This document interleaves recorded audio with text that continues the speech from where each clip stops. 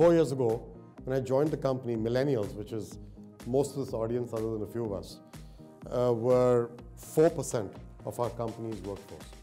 It's now 4 years and we're at 30%. So in 4 years, the company has gone from less than 4% of its people in that age group to more than a quarter, 30% of its workforce. They think differently. They ask different questions. They push us in different directions. They're making us innovate. They're making us think about technology in a completely different way from what we used to 4 years ago.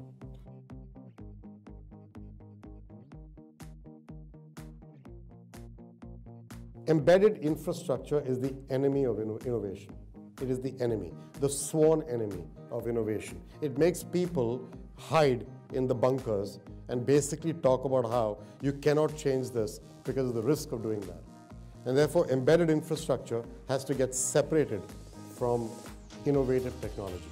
If you don't do that well in any company, and I don't care who it is, you will never be able to succeed long term on innovation. It was really interesting to hear when he talked about giving innovation room to innovate without imposing business life on it.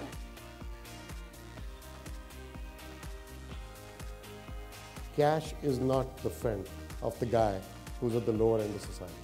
And so financial exclusion, along with all the other costs of cash, are a very, very serious topic that some countries have figured out how to tackle. Nigeria is now saying, in a country that was supposedly corrupt to its core, their government, which recognizes the issue and is trying desperately to change the future of their country, is now talking about cashless Nigeria.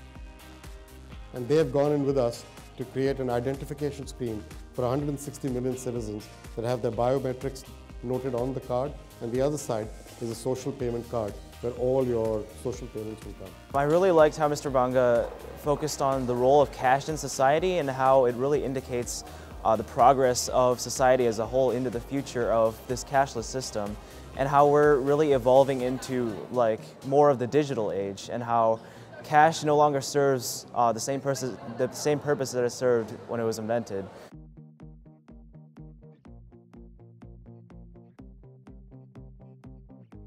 I'm not even sure that the mobile device will be the ultimate winner in this game.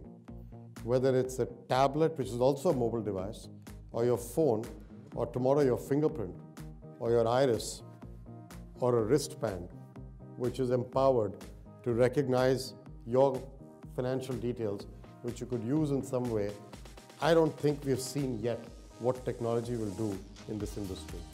But what will happen is that some form of technology will play a great big role, whether it's this biometric or wristband or whatever.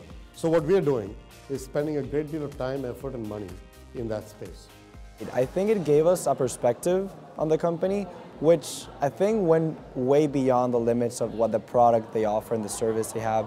He went on in a great, in my opinion, a great economic analysis of the future of the cash, of the cash systems that are currently in place, which in his opinion, and actually he convinced me pretty well, that are quite out of date.